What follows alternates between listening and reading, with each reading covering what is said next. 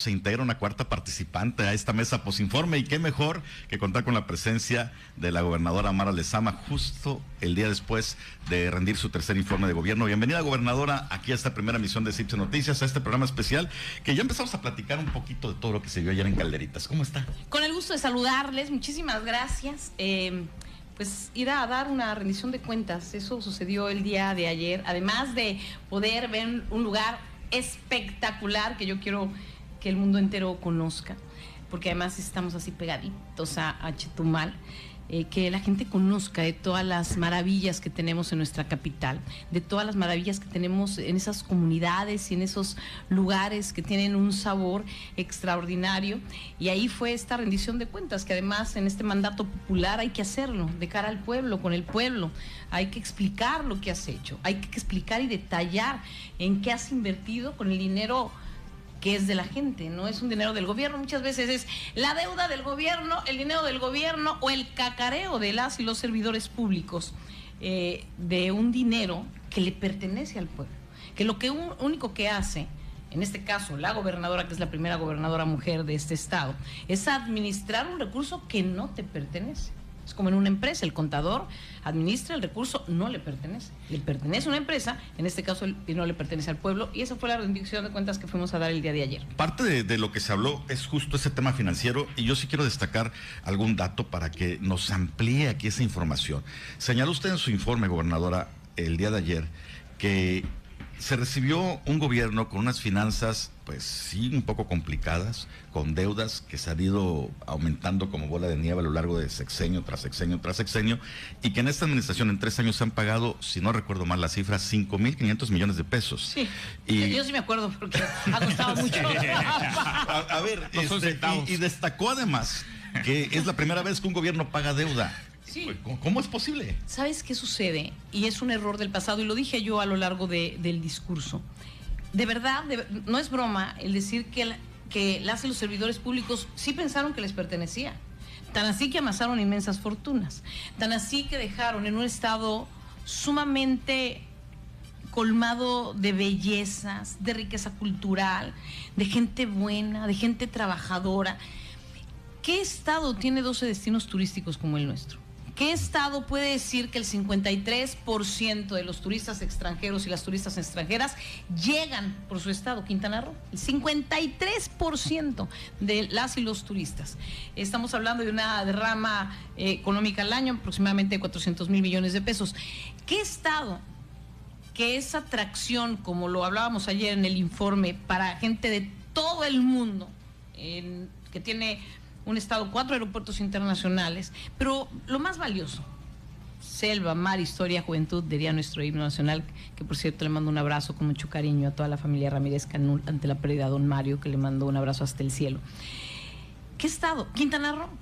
¿Por qué las finanzas deberían de estar mermadas de esta manera? Si lo que se debió de haber tenido desde ese momento es disciplina financiera. ¿En qué momento llegamos a un endeudamiento de 27,000 millones de pesos? ¿En qué momento?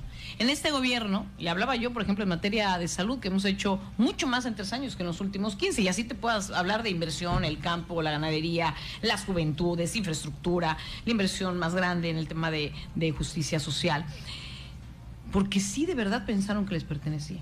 Porque era muy fácil meter el dinero en una licuadora, o un desastre natural, pidamos recurso al Fonden. ¿Dónde está? Solo hagan un ejercicio ahí cuando tengan un tiempecito de cuánto recurso llegó al Estado, etiquetado o no etiquetado porque se iba a gasto corriente, porque no había una manera de etiquetarlo y no había la disciplina financiera que se tiene ahora. ¿A dónde se fue? Era una lluvia y lo aplaudían, porque decían, vamos a pedir. Nosotros hubo una lluvia típica, como nunca antes en la historia de Chetumal, y entregamos comedores, refrigeradores, estufas. Rehicimos unas casas, ayer lo presentaba en mi evento, rescatamos a gente, y a gente que rescatamos como Maruquita, aparte nos llevamos a la casa de las personas mayores. Es trabajar desde la raíz, pero que el dinero llegue al pueblo. Entonces, con esa rendición de cuentas, logramos pagar 5,500 millones. ¿Ha sido fácil? No, porque esos 5,500 millones, si me lo preguntas, también me encantarían que estuvieran en más infraestructura. Pero si eres disciplinado y si eres un gobierno que no improvisa como el nuestro, es sentarse con especialistas, son expertos, porque antes era, usted gobernadora, ¿qué auto usa? Tú eres el secretario de Finanzas, y tú eres la secretaria de Mujeres, y tú eres el secretario de Medio Ambiente. ¿Qué proponemos en esta mesa y con especialistas y en un trabajo minucioso? ¿Qué decidimos que sea mejor para el pueblo? Y sin duda alguna, esta rendición de cuentas, este trabajo honesto, nos da como resultado pagar 5.500 millones que se traducen en la contención del gasto, en el buen recurso del dinero público, en poder tener más infraestructura, pagar menos intereses, mejorar la calificación crediticia, que sin duda alguna es parte fundamental para generar inversión, y las aportaciones federales, porque tú haces contención del gasto, ordenas, dejas de permitir que el dinero llegue por abajo de la mesa, tienes una mejor recaudación, eso mejora para que tengas más aportaciones federales y el beneficio es para el pueblo. Menos endeudamiento, es finanzas sanas, y dinero para la gente. ¿En qué? En lo que la gente necesita. Porque, y lo digo con mucha tristeza, antes era, hagamos esta calle por aquí, dices, ¿y a dónde llevará? Y cuando empiezas a buscar negocio y negocio y negocio de las y los amigos del poder, incluso de gobernantes. O de la gente del poder. O de la gente del poder, y gobernantes que algún día, ya que termine mi encargo, voy a hacer un libro de verdad de todo lo que he encontrado. Y mucha gente me pregunta en la calle. Yo estoy recorriendo todas las comunidades, todo el día estoy en territorio. Me preguntaba ayer Laura, oye, es que hay entrevistas desde las 6 de la mañana. Y yo, sí, perfecto, está bien, ¿no? Me dormí a las 3 de la mañana porque me quedé en la verbena popular, porque me quedé platicando hasta muy tarde. Pero tu responsabilidad es servir al pueblo. Tu responsabilidad es hacer lo que tengas que hacer para mejorar la calidad de vida de los seres humanos, de hombres, mujeres, niñas, niños, adolescentes, a quienes gobiernas. Y por eso hablaba yo y fui enfática en este tema de una nueva forma de gobernar. Fui enfática en acabar con los círculos viciosos que se generaron a lo largo de los años y que se enraizaron en esta forma de hacer lo incorrecto, de que lloren en tu casa, que lloren en la mía, pues hay que lloren en la tuya, de no me pongas, lo escuché yo, no se los quiero decir que lo leí, lo escuché yo, quiero trabajo, no, es tú ponme donde hay, ¿no? Yo, o sea, no es estoy capacitado, quiero trabajar, mira, quiero aportar. Y eso durante muchos años fue aceptado, fue normalizado. Y entonces arrancar esa normalización y generar una nueva forma de gobernar tampoco es fácil, es una transformación. Yo a mi gabinete, antes de hablar de números, estadísticas, hay grandes noticias, ahorita lo voy a platicar. El Aeropuerto Internacional de Chetumal creció en un 30% de un año a otro, pero ya veníamos creciendo desde que nosotros llegamos. Hoy estamos hablando de más de 400,000 pasajeras y pasajeros aquí en Chetumal que entran y salen de nuestra capital. Hoy es el sexto destino más visitado del estado, porque lo estamos poniendo en el mapa. Pero el chiste de gobernar y en esta transformación es dejar de normalizar lo incorrecto que era normal. A ver, yo le pregunto a la ciudadanía, no sabemos que se amasaron inmensas fortunas, no sabemos que hicieron negocios al amparo del poder. Y está mal, pero lo que está peor es que sea a costa de la calidad de vida de las y los ciudadanos. Entonces es migrar a, sí tienes que ver lo que es incorrecto. Es incorrecto robar, es incorrecto mentir, es incorrecto tirar basura, es incorrecto no cuidar tu ciudad, es incorrecto, pues perdóneme, pero serle infiel a tu esposa o a tu esposo, es incorrecto agarrar dinero de las arcas que le pertenecen al pueblo, es incorrecto la apatía, la desidia, es incorrecto la ruindad de abandonar a la gente que más te necesita. Y todo eso hay que cambiarlo. Es una cultura completamente diferente. Es, bueno, no barro pues porque tiene también basura mi vecino, ¿no? Es vecino, oiga, mire, ¿por qué no nos sumamos y el sábado todos le entramos y cuidamos? Porque es la única manera de lograr transformaciones. Yo hablo de transformación, evidentemente, porque estamos en la construcción del segundo piso de la cuarta transformación. Porque un cambiar, pues te cambias de ropa, te cambias de trabajo, algunos a veces está de marido el mismo día, ¿no? O de esposa. es transformar. ¿Cómo puedo lograr ser la mejor versión de mí mismo en todas las facetas de mi vida, como esposa, como hija? Y no es que seamos, o sea, nadie puede ser perfecto, pero creo que sí que todos y todos podemos esforzarnos por dar la mejor versión de ti mismo. Y cuando eres servidor público o servidora pública, ni siquiera puedes ser parte de quieres o no quieres. Debería de ser una parte inherente, una parte del ser humano, tener ética, ser honesto.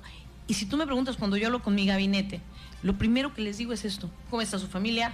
Atención a la familia, no a las actitudes autodestructivas, el combate a la corrupción, porque debe de ser algo que se quede y que se quede y que se quede. Y yo vuelvo al tema, normalizar lo correcto y quitar esas raíces, ¿no?, de la corrupción. Tampoco les voy a decir, ya nadie es corrupto, porque sería maravilloso. Esta expresión, gobernadora, de que se llevaron hasta la duela de un recinto deportivo, parece, bueno, sacó carcajadas, ¿no?, del público asistente.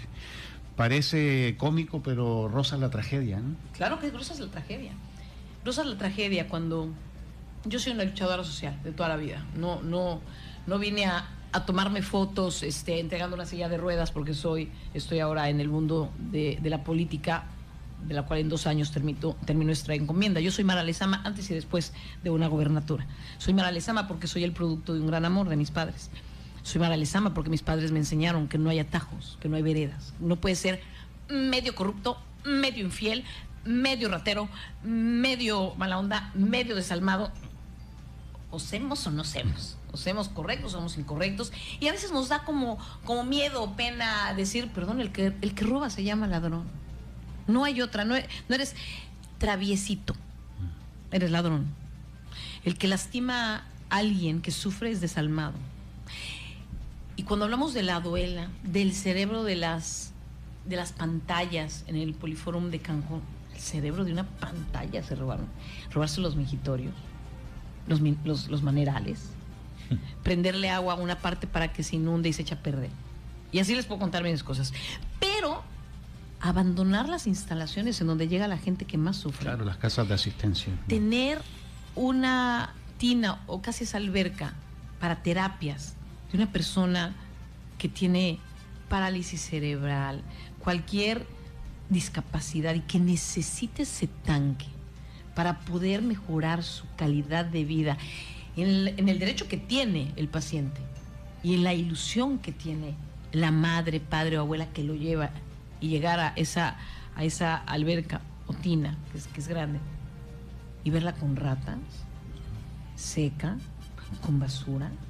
Entrar a una habitación en donde un niño llega a una casa para niñas, niños o adolescentes, en donde ha sido violado, en su casa, en su hogar, en donde fue ultrajado, en donde fue golpeado todos los días, en donde se quedó a la deriva, abandonado por las personas que debieron amarlo más que nadie, y que llegue a una casa hogar, a un lugar en donde la cortina es un mecate y un pedazo de tela, la cama esté rota, la puerta inhabilitada, el baño sucio, la cocina a medio hacer.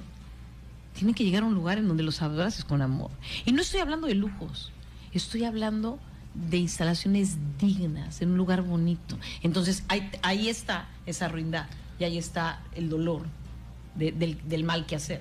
Hace 3 años, cuando tomaste posesión como la primera gobernadora, ¿imaginaste este escenario tan adverso de tanto abandono, no, tanta ruindad? No, me imaginé lo que sé que había en la calle, porque tengo muchos años de caminarla.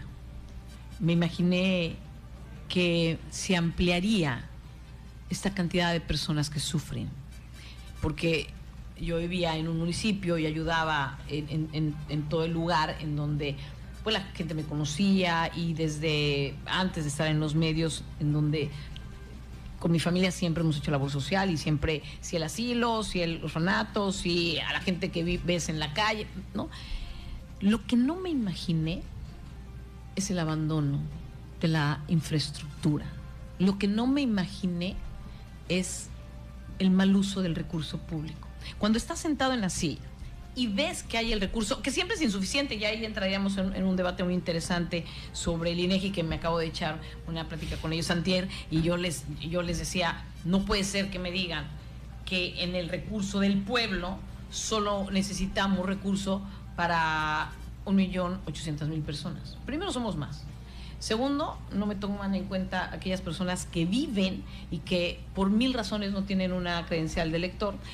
Y los casi 2 millones de turistas que pernoctan, 21 millones y cachito, que caminan por la calle, que usan las banquetas, que tienes que tener alumbrado público para ellos, a la gente que llega por el aeropuerto, a la que llega en carretera, a los que llegan a los hospitales, que no son de aquí, pero que vienen de turistas y tienen un accidente, una enfermedad, en fin, siempre es deficitario.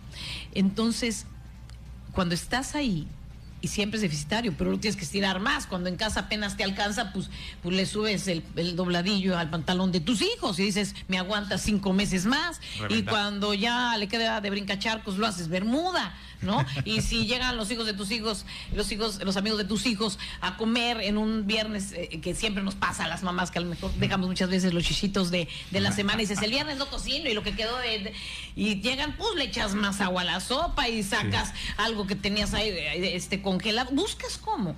Y cuando te das cuenta que lo que hemos logrado, yo de verdad, la gente, voy a las comunidades, me dicen, es que jamás había venido un gobernador, es que ¿qué te digo? Que hubieran visto un mastógrafo. A mí se habían visto un doctor. Hablé de las 16,000 mastografías. ¿Cuántos casos salieron positivos? Y hoy las veo otra vez en la comunidad, en la calle o en el poblado, y me dicen, ya me curé, o estoy en proceso, o lo detecté a tiempo. Bueno, un hospital oncológico lo inician en la época de Roberto Borges y lo dejaron ahí. Claro. Ahí abandonado. Sí, bueno, casi 10 años. Sí. ¿No? Ahí es cuando tú dices, bueno, y Nicolás Bravo, y Tulum, y los quirófanos, no había hemodinamia. Entonces, cuando llego y veo el panorama de la carencia, es cuando digo, no es nada más lo que encontré. Un oncológico cerrado, Nicolás Bravo, Tulum, quirófanos como el de Isla Mujeres, que no servía. Los niños de Isla Mujeres pues no nacían en Isla Mujeres, se tenían que ir a Cancún y cruzar. Entonces, si estabas con 8 centímetros de dilatación, pues a correr, ¿no? Que las parteras, la verdad es que son parte fundamental también de nuestra cultura, pero en el hospital oncológico, por ejemplo, es todo. Y ahorita estoy esperando necesitamos un tomógrafo, el acelerador lineal está ya perfectamente bien, pero fue desde los reposets, la sala de choque, el triage y este tomógrafo que me está por llegar ahorita en este mes, pero es estar ahí. Pero lo que me asusta y lo que digo, yo creo en Dios y le temo a Dios, y le pido a Dios, le doy mucha lata, así como le doy lata a todos los secretarios, secretarias, todo el tiempo del gobierno federal para ver qué más puedo gestionar. A Dios también le pido, pero no es todo que te diga, bueno, ahí está el tomógrafo, hay que ir a tocar la puerta, hay que decirles, no me ha llegado, oigan, ¿qué falta? Y lo que me asusta es, ¿qué pasó con tanto dinero? ¿Cómo puedes olvidarte y cerrar los ojos y no saber que hay tanta gente que sufre? Como uno de los ejemplos, que hay muchos, pero este lugar, en esta casa del estudiante universitario indígena, 2018, lo construyeron, invirtieron varios millones de pesos. Cuando lo fui a ver dije, ¿cómo? Ni siquiera lo abrieron. Lo hicieron, lo cacarearon y lo dejaron abandonado. Mostré las imágenes ayer, vandalizado, no hay nada, hay que prácticamente rehacerlo. Pues claro, pero ¿cómo van a entender que hay una necesidad si nunca te has sentado en ese lugar muy alejado en donde un chavo te dice, es que yo quisiera estudiar, pero pues ¿cómo mis papás me van a pagar una renta? ¿Cómo mis papás me van a pagar comida? Y aparte el transporte, y aparte no doy. Pero si había una casa destinada para ello. Entonces hoy estamos ya rehaciendo la casa, porque a mí sí me importan esas chavas y chavos. Y no solo así, rehacemos el albergue, estoy terminando la segunda etapa del albergue que existía, pero en condiciones que no eran dignas. Y no nada más eso, pusimos educación a distancia. Entonces, si vives en Pantera, ya no tienes que ir, puedes estudiar ahí. Si vives allí en Leona Vicario, que también ya no te tienes que ir.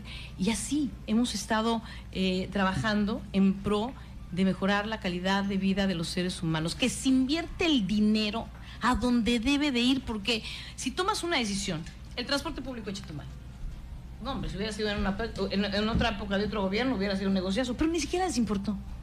Ni siquiera dijeron... O sea, ni siquiera como negocio lo vieron. O sea, a lo mejor no era muy jugoso, pero imagínate tú había mejores. Claro. Imagínate tú que hubieran dicho, sí, vamos a sentarnos todos, órale, y vamos a ver cuál es el transporte público. ¿Cómo? Si te lo tiene que decir un estudiante que va de la universidad a su casa, de su casa a la universidad. Una mamá que lleva a su hijo al hospital. Por eso hicimos este distribuidor ahí en Lázaro Cárdenas, en Chiquilá. Pues una vialidad importantísima que te lleva a la escuela, que te lleva al centro de salud, que te lleva al parque. Entonces, las decisiones se toman, no puedes improvisar. En un gobierno no puedes improvisar. Uno, no tienes tiempo. Bueno, los que estaban haciendo negocios sí. Pero no puedes improvisar, porque lo que hagas ellos tuvieron sexenio, yo tenía un quinquenio, va a ser muchas cosas para toda la vida. Entonces no puedes decir, como que, pues pon esos camiones. Y a la distancia es... No, pues esos camiones no sirven, son muy bajos. Nosotros tenemos camiones que nosotros estamos trabajando, que no ha sido fácil, que tengan que elevarse, que tengan accesibilidad universal. Estamos checando, bueno, ya tenemos muy claro si el camión de qué tamaño, con qué capacidad, que sea un transporte digno, cómodo, que lo pueda pagar la gente. Y en ese sentido tomamos todas las decisiones, no improvisamos. Yo soy exageradamente cuidadosa siempre he sido cuidadosa y sé de números, pero cuando no te pertenece, tienes que ser 1000 veces más cuidadosa. Y en eso estamos trabajando todos los días, y en territorio, y en una co-creación, porque nadie puede sola y solo. Yo le agradezco infinitamente a la Presidenta de la República, la doctora Claudia Sheinbaum Pardo. Es una mujer extraordinaria que no para de trabajar. Algún día también lo platicaré en un libro. Es impresionante. Puedes recibir mensajes a las 2 de la mañana, 5 de la mañana, 11 de la noche, 12 de la noche, domingo. Pero se entienden muy bien, entonces. No, yo qué te puedo decir, yo aquí trabajando. Pero el respaldo, no quiero poner muchos ejemplos porque me da mucha pena, pero había un proyecto para una subestación muy importante de la CFE que iba a estar en la Riviera Maya. Muy importante. Se llama Estación Riviera Maya. ¿Tú crees que alguien fue a... Oiga, ¿cuándo? Oiga, ¿por qué? ¿Sabes dónde la dejaron? En Valladolid. Y yo, cuando me entero, casi me dejaron los pelos porque además estaba el presidente, el expresidente, el licenciado Andrés Manuel López Obrador, ¿no?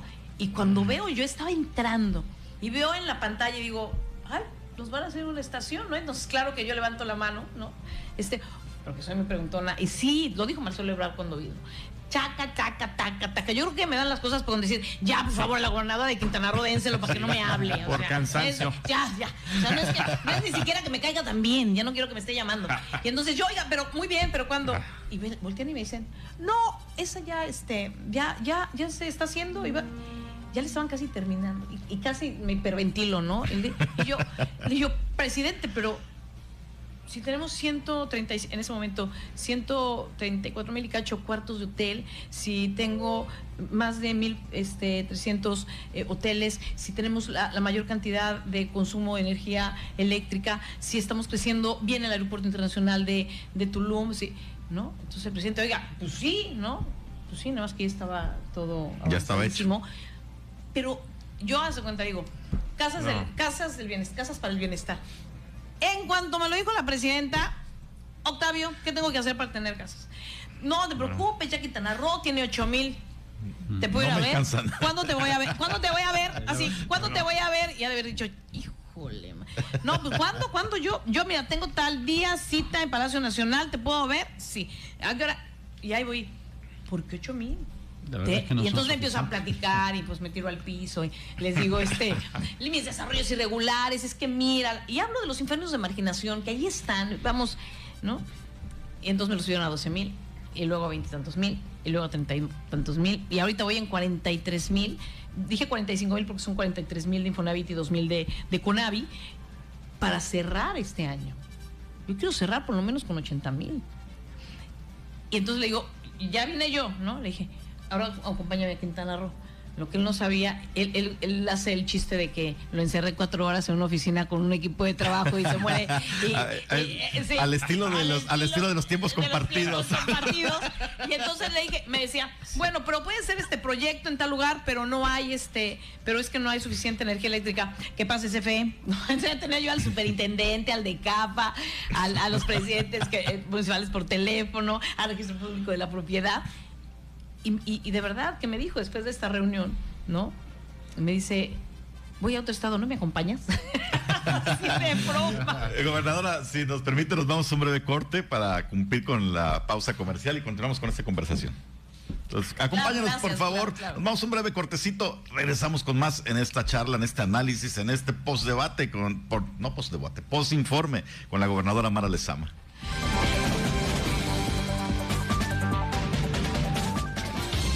La información cuando la necesitas y con todos los detalles están aquí en 101.7 FM La Guadalupana.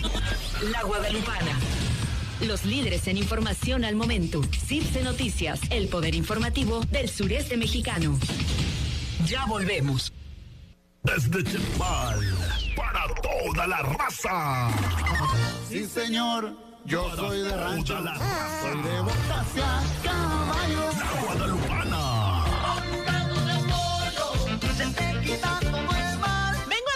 Las promociones de Pollería Romero, así que no te las puedes perder. Pon muchísima atención porque anda cuidando la economía de las familias chetumaleñas. En esta ocasión te esperan en el Mercado Lázaro Cárdenas, mejor conocido como el Mercado Nuevo. En Pollería Camila estamos ubicados en el área de pescaderías en la calle CNC. En la compra de un pollo entero, llévate un combo, así como lo escuchas, un combo. Si compras un pollo entero, te van a dar gratis un cuarto de arroz, un cuarto de mole y un cuarto de pierna. Así como lo escuchas, así que aprovechala.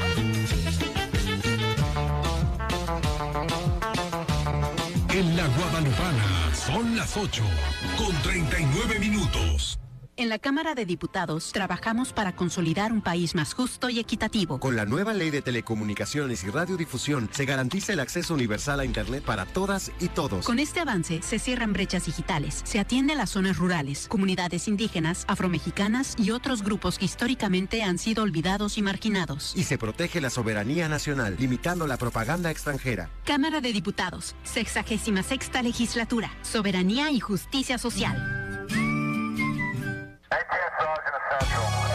Lo que sucede minuto a minuto en la ciudad y sus alrededores, en la Nota Roja, es presentada desde las 6 de la mañana, de lunes a viernes, por Jorge Meneses Solís, aquí en la Guadalupana, 101.7 FM. Noticias Clave 3. Confianza y precisión en cada prueba. En Franco Laboratorios realizamos tu examen antidoping válido ante Inmovecro para tramitar tu licencia de chofer en Quintana Roo. Visítanos en nuestras 3 sucursales. Matriz, calle Manuel Acuña, número 23, en el Centro Médico Integral. Magisterial, Avenida Eric Paolo, esquina Tecnológico de Monterrey. Central Medic, Avenida Independencia, número 91, esquina Plutarco Elías Calles, Colonia Centro. Franco Laboratorios, contigo en cada paso. Los deporteros, la pasión por los deportes. Miguel Maldonado Davis espera todos los sábados en la 101.7 FM, La Guadalupana. Los detalles del deporte tienen nombre, Los Deporteros. Información deportiva a fondo, sábados 10 de la mañana. En septiembre ven por tu pilón a Super Aquí. Aprovecha las ofertas en pilón de Super Aquí. Puré de tomate condimentado La Costeña, tetra de 1 kilogramo con 30% de descuento. Vigencia del 5 al 7 de septiembre de 2025. Porque el pilón lo da Super Aquí. Nosotros sí sabemos lo que te gusta. 101.7 FM. Retomamos el pulso de las noticias. Es momento de continuar con los acontecimientos del mundo. Información local, nacional e internacional. CIPSE Noticias, el poder informativo del sureste mexicano. Continuamos.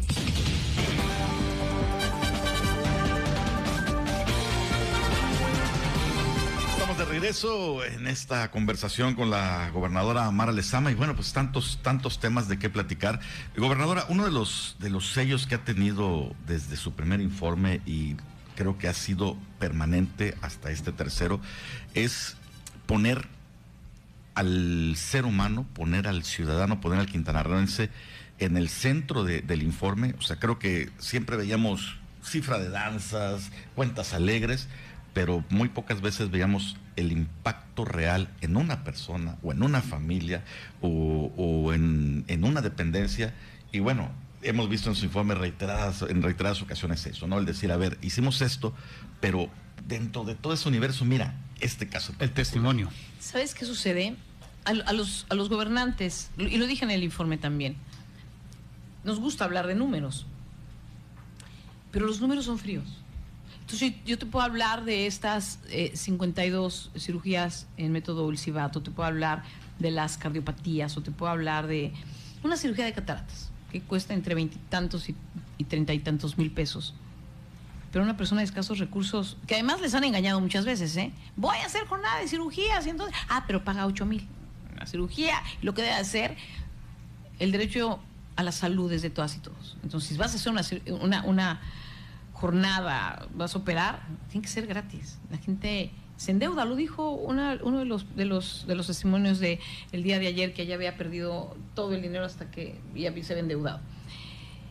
Y hay que ponerle nombre y apellido a cada uno de esos números, porque si una política pública no está perfectamente diseñada para que beneficie al pueblo y sobre todo a las y los que menos tienen, no sirve. Tiene que ser una decisión correcta.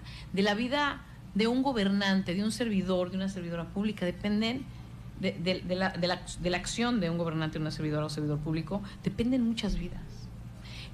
El tema se quedó hasta muy tarde, que no he querido leer la carta, me la regaló y no quiero, porque sé que voy a llorar. Se acordarán de Enrique, que es ahora médico, que le hicimos el trasplante de córnea. Sí, el que dio el testimonio. Era también, muy fácil. Que mandó mensaje en La Voz del Pueblo. Mandó mensaje. Nunca pensé que me iba a contestar. Me escribió una carta, la iba a leer ayer, y dije, voy a llorar, porque me da mucho sentimiento, la voy a leer a la hora de la comida. Pero cuando hablé con él, porque se quedó, yo me quedé como 3 horas en las fotografías y la verbena, y que me encanta, porque yo les decía, pero hay suficiente comida, no quiero que nadie se vaya sin comer, quiero que la gente esté feliz, la fiesta debe ser al pueblo, debemos de acabar con esas fiestas de solo que vengan las y los diputados, las y los senadores, los empresarios. ¿Qué? Hay que rendirle cuentas al pueblo y hay que disfrutar con el pueblo. Entonces, esas historias son lo que le dan valor y te dan el eje de saber si estás en el camino correcto. Una política pública que no mejora el bienestar de la gente no sirve. Seguramente mejoraba el bolsillo de algunos cuantos. Y cuando le pones, te podría platicar cada una de las cirugías de las cardiopatías, porque además conozco, yo voy a las cirugías, yo incluso a veces entro al quirófano cuando me lo permiten, conozco las historias de muchos y muchas de ellos, de muchos. La de Maruquita, la de Diego, la de Claudia. Cuando llegas con una señora y te dice, de 72 años, quiero estudiar la primaria, cuando le explicas que hay programas, y le dices sí, y cuando termina el examen y le dices pasaste, y por eso ella quería que yo le entregara su certificado, y cambia su vida a los 72 años y se empodera, tú dirías... Porque luego escuchas ¿y para qué quiere estudiar la primaria a los 72? ¿Por qué quiere? Claro. Porque se le pega la gana. Se realiza. ¿Por qué quiere? Porque se siente útil. Sí. Cuando una mujer te dice, porque hacemos oficios, y cuando llegamos a la mesa, ok, vamos a darles corte y confección, cocina. ¿Por qué no puede ser un electricista? ¿Por qué no puede ser una plomera? Porque le pasa cuando les hemos dado el oficio y luego llego y les pregunto, ¿y cómo te va? Sí. No, es que llego a la casa y me dicen... no viene su marido a arreglarme la bomba.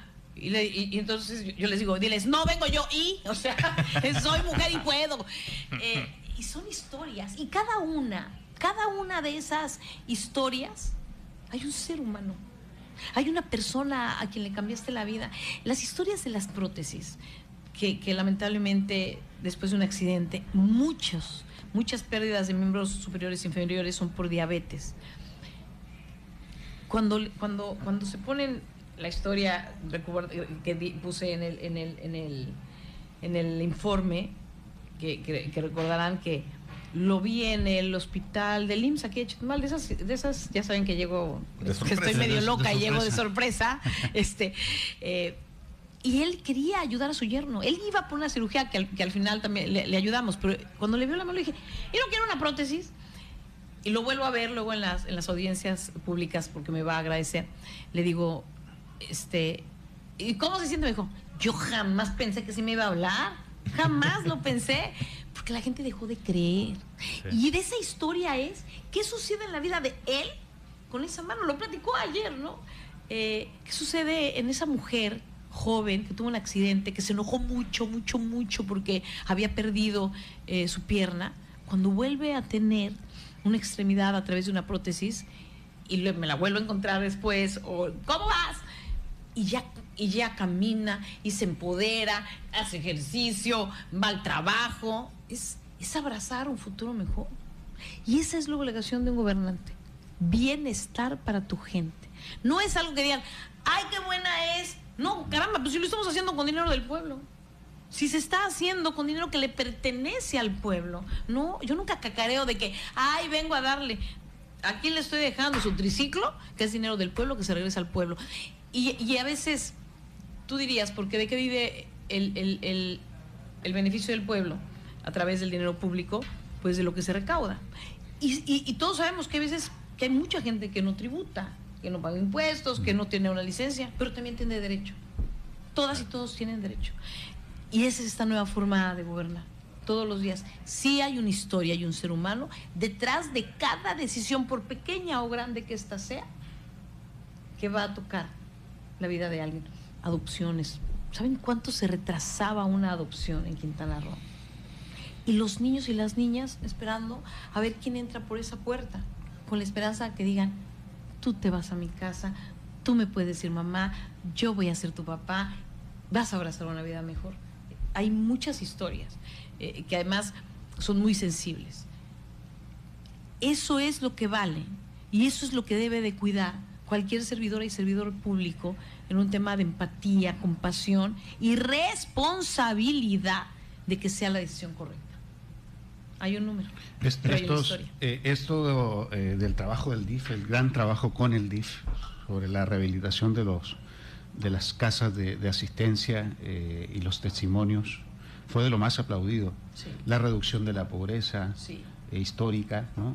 177,000 personas que dejan esa condición, la construcción de los domos, de los 1.109 domos, la reducción de la deuda también, esta que hacíamos referencia. Pero Mara, ¿con qué te quedas de todo eso? Es decir, todo es bueno, pero ¿qué es lo que atesoras, digamos, en tu gestión? Me quedo con una inmensa responsabilidad de hacer más. Yo tengo un gran problema, de verdad trabajo mucho, y lo aprendí también de mi padre, que lo vi siempre trabajar, siempre haciendo por su gente. Mi papá es un empresario exitoso, un empresario de una empresa además familiar.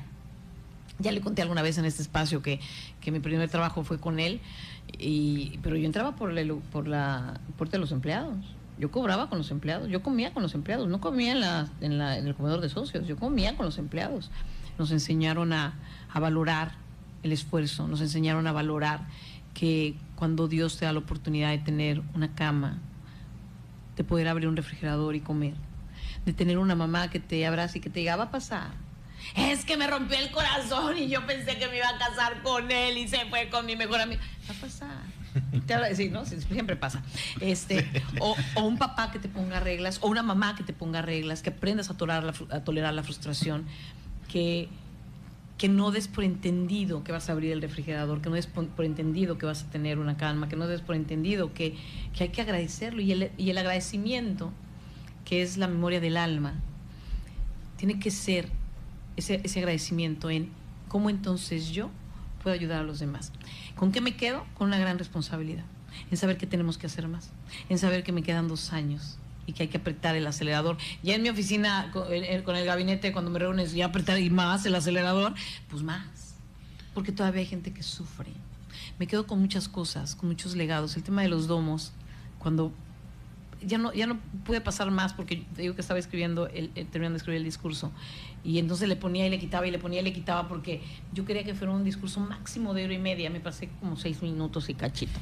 Entre que el audio, que me quedaba, pero bueno, en redes y en la tele salió todo perfectamente bien. Sí. Pero soy, o sea, fui a ver cuántas veces quieres, Calderitas, en dónde iba a estar la gente, que se iba a tener hidratación, por dónde iba a caminar, por dónde iban a pasar las sillas de ruedas, por dónde iban a poder, cuándo exactamente la hora del sol para que pudieran estar. El año anterior lo hice un poquito más temprano y tiene un porqué. Lo puse a las 5:30 de la tarde. Y no sé si se acordarán, pero fue esa media hora de sol. Y cuando llegué a los domos les dije, ustedes sintieron media hora de sol. Los niños lo han pasado durante generaciones, toda su primaria, toda su secundaria, toda su preparatoria, en sus eventos cívicos, en su recreo, cuando comen sus alimentos, cuando hay una falla de energía eléctrica y lo sacan porque están en el... Eso lo han pasado durante años. Y nos quejamos y estamos nosotros, no hay, ay caramba, 15 minutos. ¿O no? Es la fuente del pescador del año pasado. Ajá, ahí, que claro. Es divino. Ya cuando lo vuelva a hacer ahí, que a lo mejor ahí cierro, ya lo voy a hacer más tarde. Pero necesitamos sentirlo. No puedes saber qué le duele a alguien, sino a un niño. No le puedes decir, a ver, ¿por qué lloras? ¿Qué tienes? ¿No? ¿Qué te sucede? ¿Qué te duele? ¿Qué te lastima? ¿Estás feliz? ¿Estás triste? ¿Estás enojado? Tienen derecho a todas las emociones. ¿Pero qué te hace? Entonces, esa es la diferencia. Y que me quedo con una gran responsabilidad. Me quedo con muchas satisfacciones, pero también sé que es mi responsabilidad. Entonces, diría a mi padre que al agua en boca propia es vituperio. Entonces, pero sí voy a ser una gobernadora. Voy a ser la mejor gobernadora de este estado. porque estoy convencida que hay que hacer lo mejor para la gente. No por ego, porque es mi responsabilidad. Y son 5 años, entonces tengo que hacerlo más rápido, pero... Sería ego, y yo insisto, al agua en boca propia es vituperio, pero sí voy a dejar grandes legados, porque se lo merece Quintana Roo, porque es gente buena y trabajadora, porque es mucho pueblo el de Quintana Roo. Ahora, el problema fundamental, bueno, hay muchos, por supuesto, salud, educación, etcétera, pero el de la violencia, el de la inseguridad, sí, ha sido una especie de víbora de 100 cabezas, ¿no? Sí. O sea, ¿cuál es... ¿Estás contenta con la estrategia? Sí. Hay resultados, sí, pero ¿qué es lo que falta por hacer? ¿Cómo quieres entregar el tema de la inseguridad pública? Fíjate, es uno de los principales flagelos. Si tú haces una encuesta, si tú le preguntas a la gente, será el punto número 1 que siempre salga.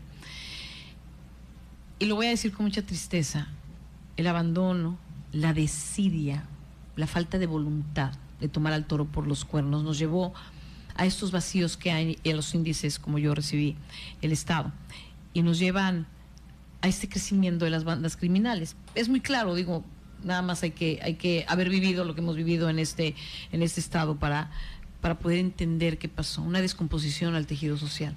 El tejido social no se descompone porque sí, por eso hablamos del crecimiento sí, sostenible y sustentable, el crecimiento sí, pero no puedes dejar a un lado las oportunidades para la gente que vive en ese desarrollo turístico exitoso.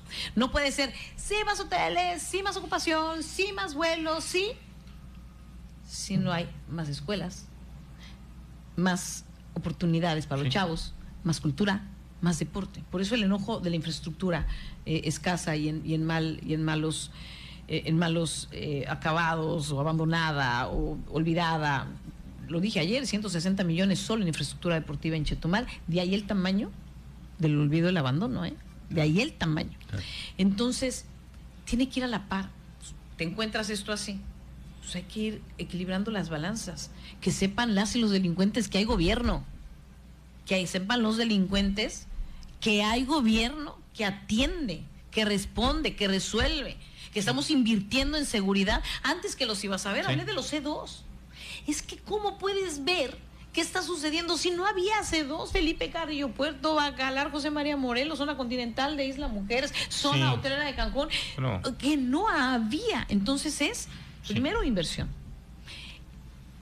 No puede estar la delincuencia que es organizada, porque se organiza, pero porque tiene canicas, porque pareciera que andaban en un, ya sabes, turbo, y ahí vamos con un bochito y a tratarlos de alcanzar. Inversión, capacitación, policía honesta. ¿Sabes cuánta gente nos hemos encontrado que han sido de baja, que se coludieron con la maña, con la gente que hace daño?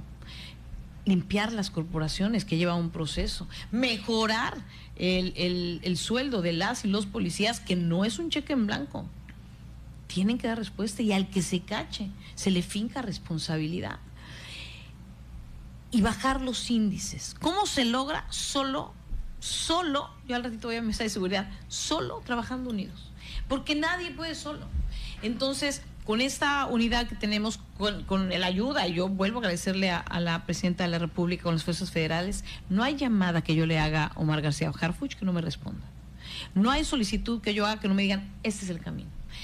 A las fuerzas federales, tuve un incendio en Holbox, porque la seguridad es todo, ¿eh? Y le hablé al almirante secretario, le dije, almirante secretario, me da mucha pena, los vientos me están jugando en contra, no me da, por favor ayúdenme con un helicóptero cisterna. Sí, con todo gusto, comuníquese con Bernal. Cuando yo le hablé a Bernal, ya tenía a disposición un helicóptero cisterna. Es un trabajo en equipo. Cuando tenemos que hacer cateos, es un trabajo en equipo. Cuando hay un caso claro en materia, porque siempre pues, es un presunto responsable, pero cuando hay claridad, de manera respetuosa, con el Poder Judicial que está sentado en esa mesa de seguridad. Ahí lo dije ayer, las sentencias del 61.3 en bajar los índices de homicidios, que también hay que recalcar que el 92% de esos homicidios son entre bandas criminales. Y entonces es trabajar, por un lado, en la reacción, que es inteligencia, tecnologías, capacitación, patrullas, uniformes y todo lo que conlleva, pero algo fundamental son los orígenes de la violencia. ¿Qué lleva a una mujer? Lo platiqué también alguna vez, y puedo contarte muchas. Ayer veía yo a una persona que fue detenido, que había matado hace un tiempo a su esposa. ¿Qué llevó a ese hombre a cometer un crimen de esa naturaleza? ¿Qué llevó a esta chava de 24 años que detuvimos, que mató a una persona, que todos en este tema está involucrado en un tema de narcomenudeo, a los 24 años a matar? Pero cuando nos metemos al expediente, porque yo me voy a los orígenes, ¿qué pasó en la vida de esta chava? Esa chava era sicaria desde los 20. Entonces, ¿qué estamos haciendo para contener los orígenes de las violencias? El machismo, el clasismo, el racismo, la falta de oportunidades, el dolor. Hubiéramos a lo mejor podido tener en ese ser humano que me parece deplorable, que le incestó cualquier cantidad de puñaladas a una pequeña. ¿Qué pasó en su vida? ¿Qué había en su mente? Y a lo mejor la patrulla estaba afuera, ¿eh? Y a lo mejor a 2 cuadras había militares, y a lo mejor a 3. Pero esa persona, desde hace mucho tiempo, era violenta. En algún momento iba a reaccionar. A lo mejor golpeaba a su esposa. Entonces, en esos orígenes, es cómo están nuestras nuevas generaciones.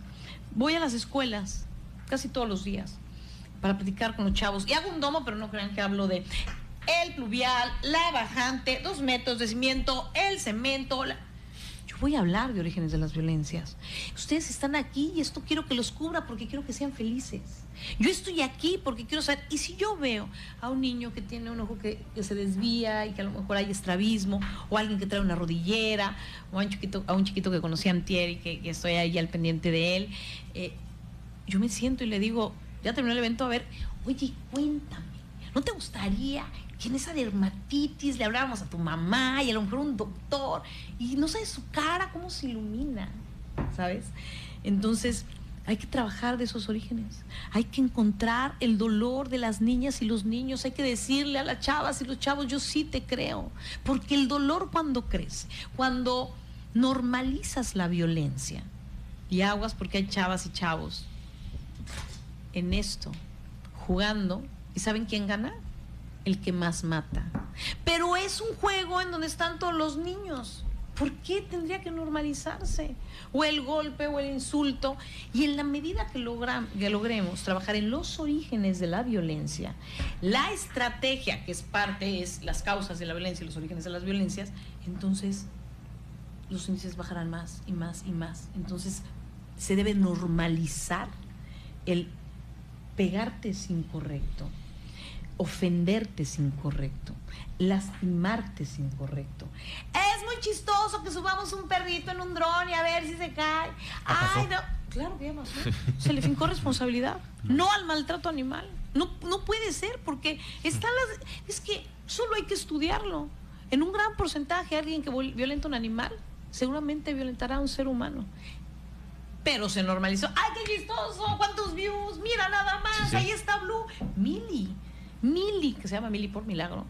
No sabes cómo la machatearon. Gracias a Dios está bien, ya se operó, pero son las violencias arraigadas. Por eso yo la gente, y si me lo preguntas, es el gobierno, seguiremos invirtiendo. Ahorita no voy a decir qué, porque van a saber los delincuentes lo que estoy buscando un aparato para que no lo voy a decir, pero es una corresponsabilidad. Es desde la casa. Yo te digo que yo llegué a gobernar y no dije, ay, ahora voy a entregar sillas de ruedas y me voy a sacar fotos y mira el aparato auditivo. Yo lo aprendí en mi casa, los valores de la empatía, la compasión, el ayudar al otro, pero también aprendí que lastimarte es incorrecto, que si yo te ofendo y te digo, ay, gordo, panzón, negro, chaparro, te ofendo, y que hay una herida que dejas. Por más que pidas perdón, es como un clavo que pones en la pared, sí puedes quitar el clavo, pero hay un hoyito. Y por más que lo resanes, hay un hoyito. Ya te lastimaste. Cuando tú a tu hijo le digas, eres un menso, ¿cómo no pasaste en matemáticas? Él no se va a quedar con que, híjole, no aprendí 2 por 3, 6, hice etimologías grecolatinas. ¿Cómo no puede ser que la tabla periódica, hidrógeno, litio, berilio, sodio, potasio, magnesio, rubidio? Pues no le entra la química. Pero no es menso. Lo dijo de memoria, ¿eh? Pero, sí. Lo que bien se aprende. Lo que bien se aprende, nunca se olvida. Pero no es un menso porque no sepa química. Porque no es un menso porque no sepa álgebra. Porque no sepa etimologías grecolatinas. Tiene otros talentos. Pero se queda con el dolor. Y si tú se lo dices 20 veces, él va a crecer diciendo, sí, soy menso, sí, estoy chaparro, sí, soy feo, sí, soy tarado, sí, soy un inútil, eres un inútil, mira cómo tienes tu cuarto. Entonces, en ese trabajo, todos los días, la violencia dentro del hogar nos genera más violencia, la violencia en esto nos genera más violencia, el te lastimo y no hay consecuencia genera más violencia. Y ahí es donde tenemos que trabajar las actitudes autodestructivas. Yo me he dedicado a eso a lo largo de muchos años. A alguien que decide consumir, que no podemos satanizar, pero si es verdad, si compras, consumes, vendes, eres parte de los índices de la violencia. Porque el que te vende, a lo mejor roba, secuestra o mata. Estás siendo cómplice de alguien que hace daño a la sociedad. Un círculo sangriento. Claro. Entonces, ¿pero en dónde tenemos que arreglarlo? El que vende ya se coludió, ya encontró un negocio, es un gran negocio, la trata, el turismo sexual. Y lamentablemente el propio consumidor luego dice, es que el gobierno no hace nada, claro, ¿no? Pero por la violencia. El consumidor, si tú das información, por eso hago campañas, y si tú al chavo le dices, si alguien, hay una campaña que voy a compartir que Orlando me la presentó de las mesas SOS, en donde el niño debe de saber si tu tío, primo, prima te toca, tienes que decírselo. Lo primero que hace un violentador es amenazar a la víctima. Pero si la víctima tiene información y dice, a ver, a mí ya me dijeron, yo no puedo denunciar, a mi amiga, a mi maestro, a mi tía, a mi prima, entonces contenemos. Y esa violencia no para, porque primero es un roce, luego es un abrazo, luego ya no es abuso, luego es una penetración, luego son cosas peores. Va avanzando. Entonces tenemos que trabajar y tenemos que pasar el mensaje. Yo, que ustedes son tan profesionales, pediría que habláramos de eso, de hace cuánto que no platico con mis hijos, hace cuánto que no les pregunto, oye, ¿y eres feliz en la escuela? Hablaba yo con un chiquito, y no voy a contar toda la historia porque estoy en eso, pero que me decían que a lo mejor podía tener un déficit y yo hablé con él. Lo que él tiene es un dolor. Lo que él tiene es que no tiene amigos en la escuela porque acaba de llegar. Entonces hay que contener, y cuando alguien te dice, si tú platicas con ellos, porque a todos te digo, llegamos y es que nadie me habla de escuela, es que nadie quiere hacer equipo. Bueno, pues no somos tan buenos en fútbol, metámonos al equipo de básquet, ¿no? ¿Te gusta bailar? Vamos a meternos en la clase de cultura. Pero nunca hacerte sentir mal y que crezcan con ese dolor. Entonces, en la respuesta es, ahí vamos en los índices que son contundentes, hemos sido ejemplo a nivel nacional, en el índice de la pobreza, 177,000 quintanarroenses, que tiene que ver con la sensación de felicidad. es un 43%, porque los índices porcentuales es el 9.3% del universo de Quintana Roo, pero en realidad el universo que vivía en la pobreza, el que sale es el 43%, que son los 177,000, y vamos por los otros 200,000. ¿Cómo? A través de políticas públicas, y el bienestar y la sensación de felicidad, de vivir una vida plena, de que tengas oportunidades, nos ayuda a que esos orígenes de las violencias se contengan para llevar una vida plena y saber que le haces daño al otro. Y en eso estamos trabajando también todos los días. Es una estrategia integral. Podríamos hablar todavía una hora más, pero gobernadora, sí, sabemos que tiene, pues cuando quiera, sabemos que tiene agenda pendiente. Le agradecemos mucho el haber participado con nosotros. Voy a mi mesa de seguridad justamente. Yo les agradezco a ustedes su profesionalismo. Yo puedo tener muchos errores, sin duda alguna, y los debo de tener.